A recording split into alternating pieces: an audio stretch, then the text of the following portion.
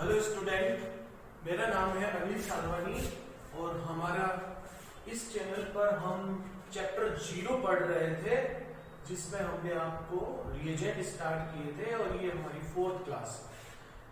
3 video आपके लगभग 1.5 घंटे के हैं और उन 1.5 घंटे में हम ये सारे और इससे भी ज्यादा क्वेश्चन जो बोर्ड में आए हुए वो किए जा सकते हैं। केवल 1.5 घंटे की स्टडी में हम बोर्ड के बहुत सारे क्वेश्चन कर सकते हैं और आपको रिएक्शन ऑर्गेनिक केमिस्ट्री में बहुत अच्छा कॉन्फिडेंस आ जाएगा। इसलिए वो 3 वीडियो आप पहले देखिए, फिर ये पार्ट 4 जो ये हम स्टार्ट कर रहे हैं, ये पार्ट 4 है।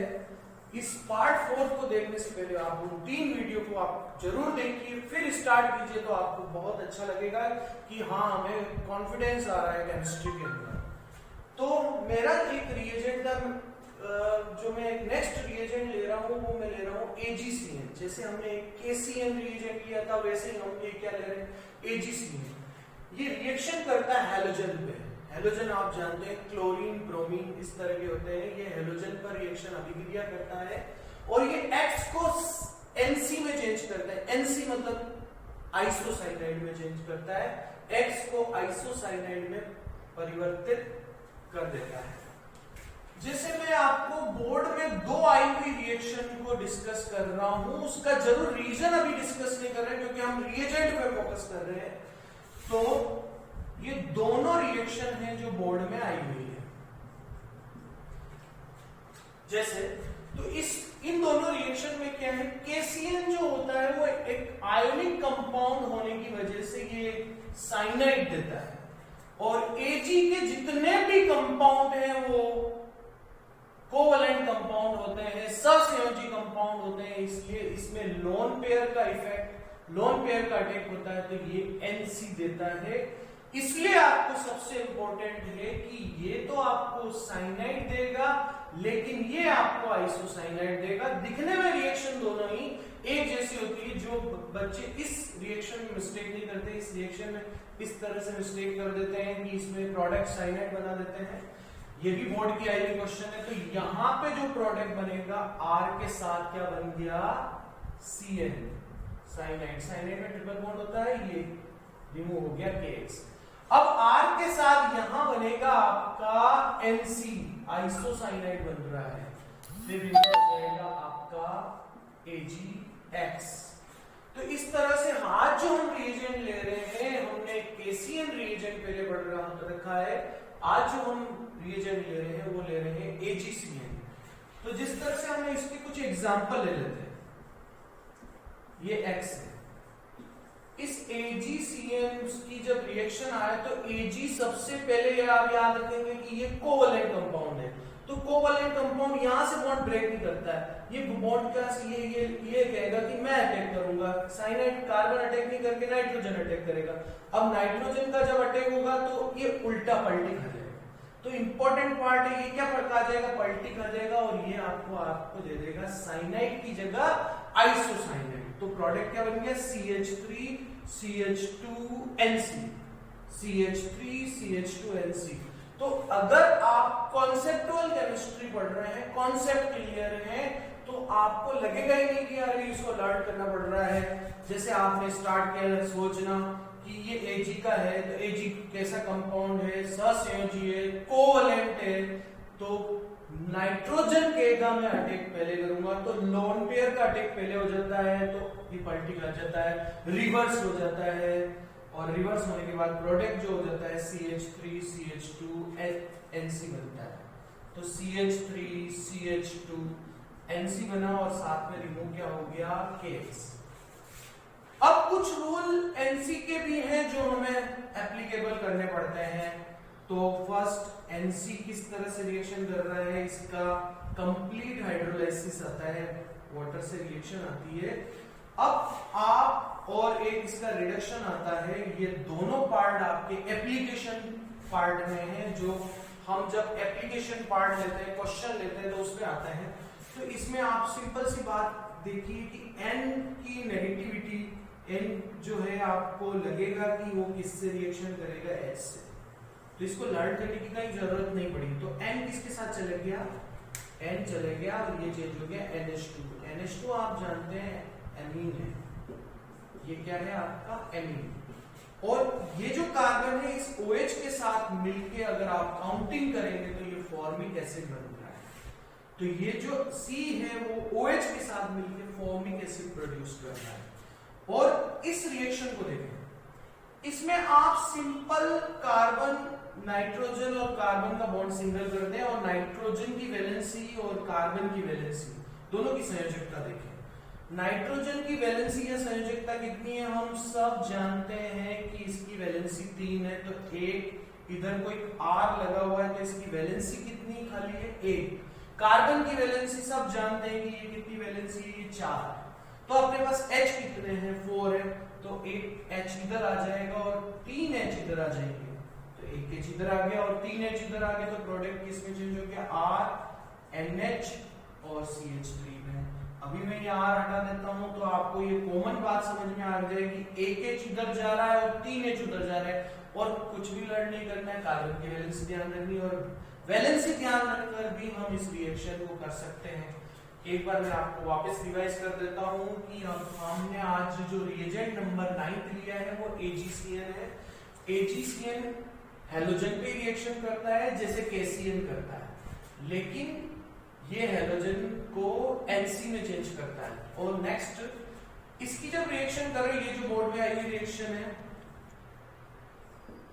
दोनों बोर्ड में आई हुई रिएक्शंस हैं, इन दोनों बोर्ड की आई हुई रिएक्शंस के साथ आप इसको देखिए कि ये जो है आपको CN दे रहा है लेकिन ये आपको NC दे रहा है। आपको कॉन्सेप्चुअल बात ध्यान रखनी है कि KCN is a ionic compound, therefore it easily dissociate in cyanide ion. तो cyanide ion attack with this plus part और formation of cyanide, where AgCN is covalent compound, so lone pair of nitrogen attack first because this is covalent bond।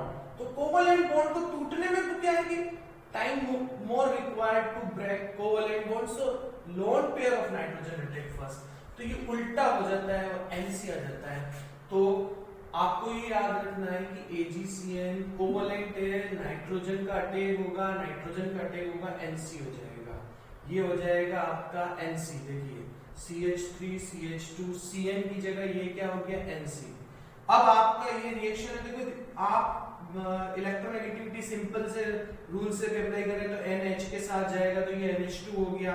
इसमें आपकी एक simple सी एक theory चल रही थी कि भैया नाइट्रोजन की वैलेंसी जो 3 है, इधर तो कोई ग्रुप पहले से ही जुड़ा हुआ है, एक H इधर आ गया और 3 H इधर आ गया, तो इस तरह से एक फैक्टर जिसको एक बहुत इंपॉर्टेंट रिएक्शन, हम एक एप्लीकेशन पार्ट और भी इसके साथ रिएक्शन को देख सकते हैं। एक बहुत इंपॉर्टेंट टेस्ट है जो अक्सर आता है जिसको हम आइसोसाइनाइड टेस्ट कहते हैं, जिसका दूसरा नाम पड़ता है कार्बाइल अमीन टेस्ट।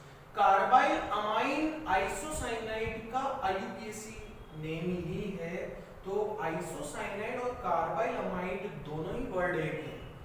तो ये जो होती है NH2 पे रिएक्शन होती है, जैसे हमने ये NH2 बन गया, इसका नेक्स्ट पार्ट ले रहे हैं जो केवल मैं रिएजेंट पार्ट में ही ले पा रहा हूं कि इस तरह की अगर आपके पास रिएक्शन आए तो N जो है वो सजेस्ट करेगा कि वो C के पास जाएगा, तो N सोचेगा कि कहां जाना है, इसमें से N सबसे पहले C के साथ बॉन्ड बनाएगा। इसका मैकेनिज्म जरूर है पर अभी एक ट्रिकी वे में अपन बात करें तो N क्या बोलेगा, भैया मुझे C चाहिए, तो N किसके साथ चाहिए, वो C के साथ जाएगा।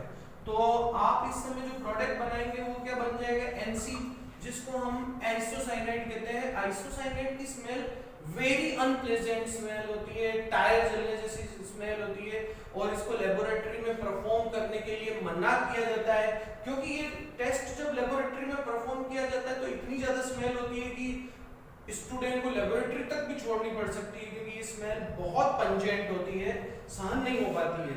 तो इसके लिए एक स्मेल जरूर याद रखना कि आइसोसाइनाइड की स्मेल अगर आपको लिखी हुई तो वेरी अनप्लेजेंट स्मेल, हिंदी में इसको अत्यंत अरुचिकर स्मेल कहते हैं। जब इस तरह का अगर वर्ड आ जाता है तो आपको डायरेक्ट ही आइसोसाइनाइड के बारे में सोचना होगा कि इसका मतलब है कि कहीं ना कहीं आइसोसाइनाइड का फॉर्मेशन हो रहा है, यानी रिएक्शन उससे ही आगे पीछे रिलेटेड है।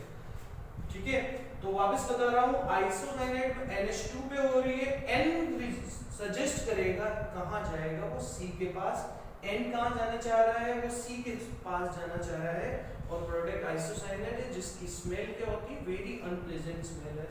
इसको आप वीडियो को पॉज करके पहले आप इसको लिख लीजिएगा, और उसके बाद हम उसके ऊपर रिलेटेड जो क्वेश्चन बोर्ड में आए हुए हैं उस तरह के क्वेश्चन, जो ABC के क्वेश्चन में आपको बता रहा था कि हमें बहुत इंपॉर्टेंट है जीरो चैप्टर पढ़ना। जीरो चैप्टर पढ़े बगैर हम जब इस चैप्टर स्टार्ट करते हैं तो हमें बहुत ज़्यादा प्रॉब्लम्स आ जाती हैं, हमें समझ में नहीं आता है कि रिएक्शन कैसे होती है, केवल वहाँ लर्निंग का प्रोसेस चलता है।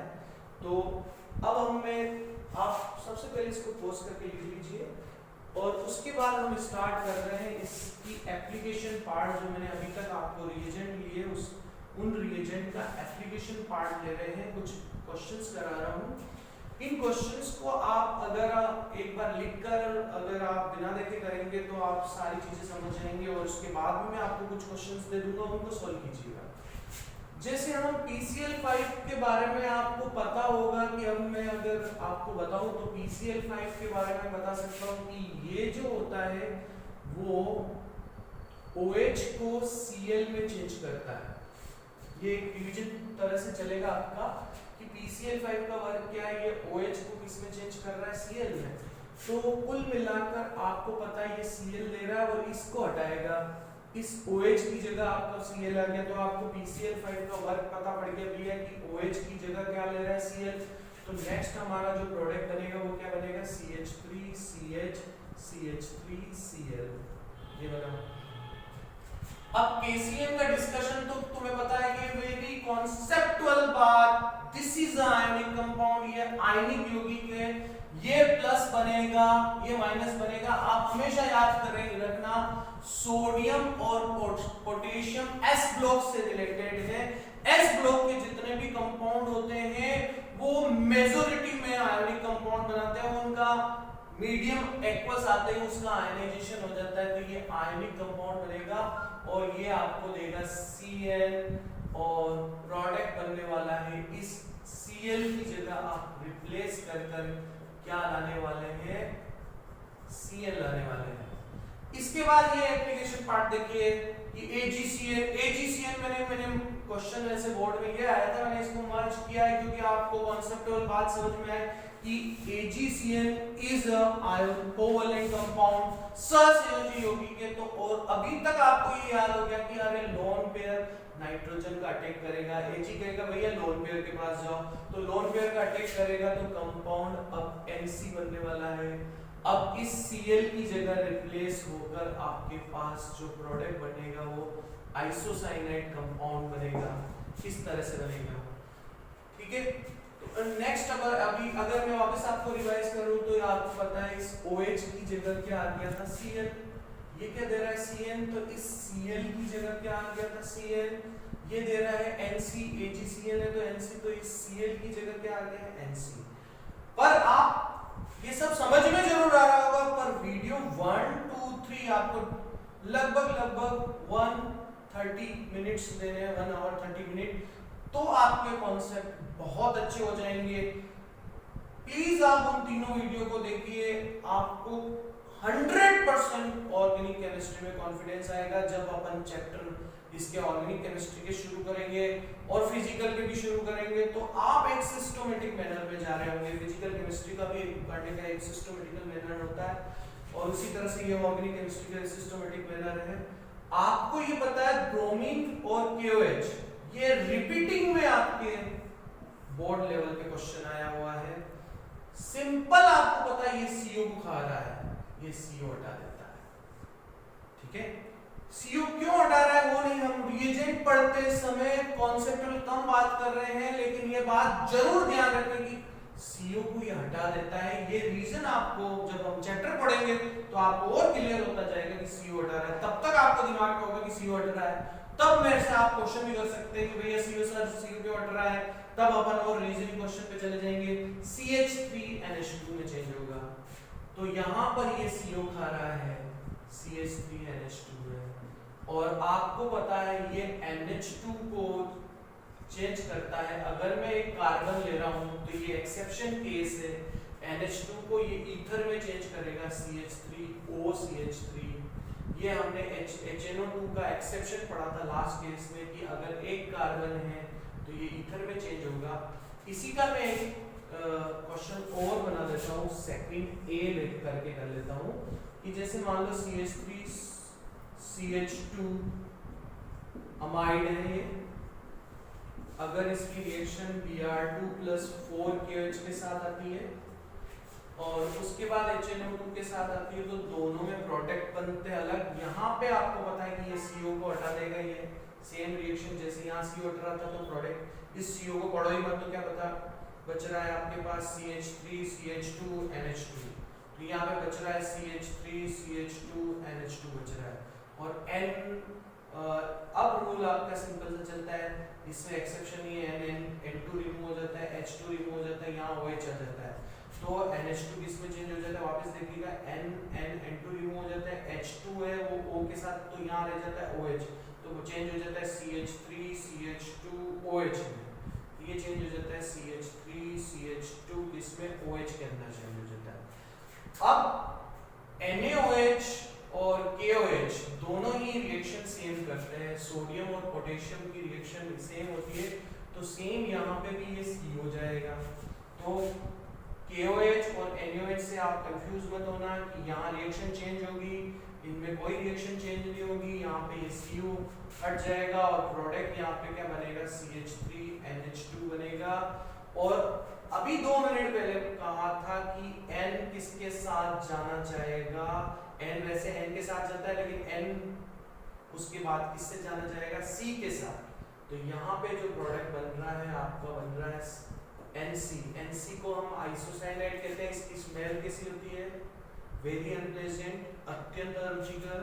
इसको लैब में इस रिएक्शन को आइसोसाइनाइड टेस्ट को परफॉर्म नहीं करते हैं, जो ये मैंने यहाँ पे लिख रखी है इस आइसोसाइनाइड टेस्ट को।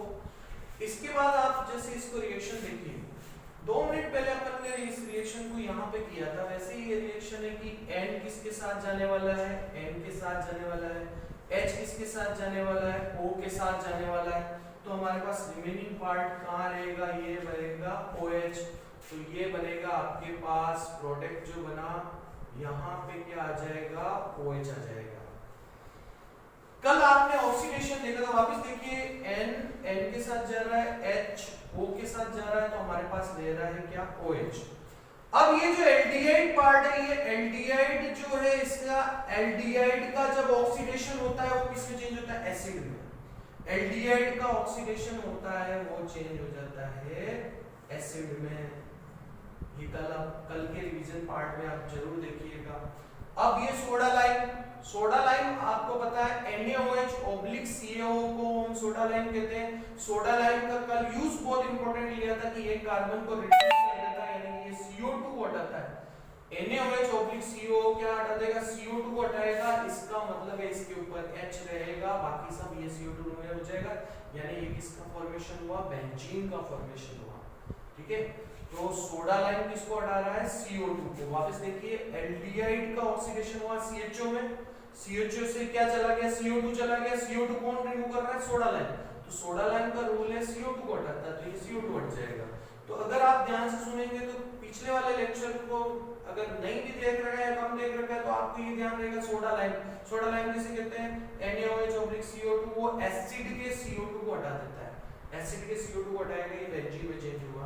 अब ये आपके लिए बहुत इजी रिएक्शन है, ये Cl देगा, इस OH की जगह क्या आने वाला है आपको पता है, क्या आएगा यहाँ पे, यहाँ आ जाएगा CH2, क्या आ जाएगा Cl, और ये क्या देने वाला है आपको पता है, ये आयोनिक कंपाउंड है, ये Cn देने वाला है। तो ये अब आपके लिए बहुत इजी रिएक्शन होगी, ये Cn देने वाला है। और Cn की कुछ रूल होते हैं, Cn की इस रिएक्शन में उस रूल का ये जैसे इस तरह से एक क्वेश्चन और भी किया हुआ है यहाँ पे कि इसका 2H2O पे क्या होगा, तो 2H2O में ये ब्रेक होता है, इसको हम कंप्लीट हाइड्रोलाइसिस करते हैं, ये कार्बन एसिड में चेंज हो जाता है, ये वाला कार्बन जो देख रहे हैं ये कार्बन नहीं, ये वाला कार्बन जो साइनाइड वाला कार्बन है वो 2H2O में किसमें चेंज हो जाता है, एसिड के अंदर चेंज हो जाता है, तो ये चेंज हो जाएगा CH3COOH। तो कार्बन किसमें चेंज हो गया, ये एसिड में, और नाइट्रोजन किसमें चेंज हो जाएगा, अमोनिया में। अब 2H2O की सेम रिएक्शन है उसके बाद इसकी रिएक्शन सोडा लाइम के साथ थी। सोडा लाइम हमें पता पड़ गया सोडियम और कैल्शियम ऑक्साइड का मिक्सचर होता है। इसको आप तोड़ेंगे तो आपको पता है 2H2O में ये जो कार्बन है वो किस में चेंज हो रहा है, एसिड में। तो ये कार्बन चेंज हो गया आपका एसिड में। और सोडा लाइम क्या करने वाला है, इस CO2 को हटाने वाला है। सोडा लाइम से CO2 को हटाएगा तो ये बन गया आपके पास बेंजीन। तो हम रिएजेंट को सिंपली समझ के ये सारे क्वेश्चन सोल्व कर सकते हैं। ठीक है, एक कुछ क्वेश्चन में आपके और भी करवा रहा हूं, जिसमें आपको कुछ क्वेश्चन में दे देता हूं ताकि आपको इसमें क्या हो जाएगी, प्रैक्टिस हो जाएगी आपको।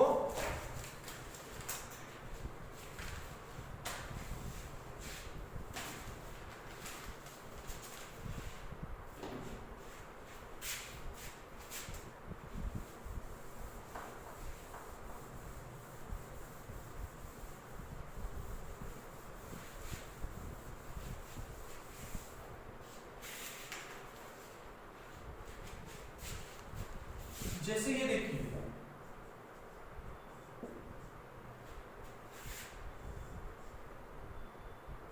इसकी रिएक्शन PCl5 से हो रही है, फिर इसकी रिएक्शन हो रही है KCl से और AgCl से। अब ये सारे कॉन्सेप्ट आपके क्लियर हो जाएंगे। हिंट में दे देता हूं, सोल्व आपको करना है। ये Cl देगा, इस OH की जगह Cl आ गया। ये साइनाइड देगा और ये क्या देगा, ये आपको सोचना है। तो आपका आज का लेक्चर सोल्व। सेकंड क्वेश्चन, ये आपका एसिड पार्ट है। एसिड पार्ट की PCl5 से रिएक्शन है और PCl5 से रिएक्शन करने पर कौन सा पार्ट रिएक्शन करेगा वो आपको ध्यान रखना है। तो आपको पता पड़ जाएगा कि प्रोडक्ट क्या बनने वाला है। सेम PCl5 की कुछ रिएक्शन बिल्कुल सेम होती है, वो भी मैं अभी डिस्कस कर लेता हूं। जैसे अगर SOCl2 आए C5H5N की प्रेजेंस में, तो जैसे PCl5 रिएक्शन करता है वैसे ही SOCl2 भी रिएक्शन करता है, प्रोडक्ट सेम बनते हैं। तीसरा PCl3 भी ये सेम रिएक्शन कर लेता है। तो अगर हम PCl5 एज ए रिएजेंट समझें तो इन तीनों के प्रोडक्ट सेम होते हैं। भले रिएक्शन का पैटर्न थोड़ा सा अलग होगा, लेकिन हमें प्रोडक्ट तक पहुंचना है तो आप पहुंच सकते हैं। एनसीईआरटी में और सीबीएसई में एक फैसिलिटी है कि आप अगर बाय प्रोडक्ट नहीं लिखते हैं, जैसे में कि ये रिएक्शन आई PCl5 के साथ SOCl2 जिसको हम थायोनाइल PCl3 के साथ, तो एनसीईआरटी में अगर बाय प्रोडक्ट नहीं लिखते हैं और प्रोडक्ट तक पहुंचते हैं तो बोर्ड आपके नंबर को नहीं काटता। जैसे इसमें मैंने इस Cl लिख दिया, बाय प्रोडक्ट चलो मुझे नहीं आ रहे हैं तो बोर्ड नंबर नहीं काटता, ये बात अलग है। लेकिन ये हमें, मैं आपको इंफॉर्मेशन के लिए बता रहा हूँ, लेकिन हम जब हम चैप्टर पढ़ रहे होंगे तो हम इसके बाय प्रोडक्ट को भी सीखते चलेंगे। अभी हमें इनकी टर्मिनोलॉजी, मेन वर्क समझना है। इस OH की जगह क्या चेंज हो गया, Cl चेंज हो गया। ठीक है, एक क्वेश्चन मैं आपको और भी दे देता हूं। जैसे मान लो कि आपके पास CH2OH है, इसका ऑक्सीडेशन करोगे, फिर इसका ऑक्सीडेशन करोगे, ये चलो मेरे को कुछ सोल्व कराना पड़ेगा। इसकी सोडा लाइम से रिएक्शन कराओगे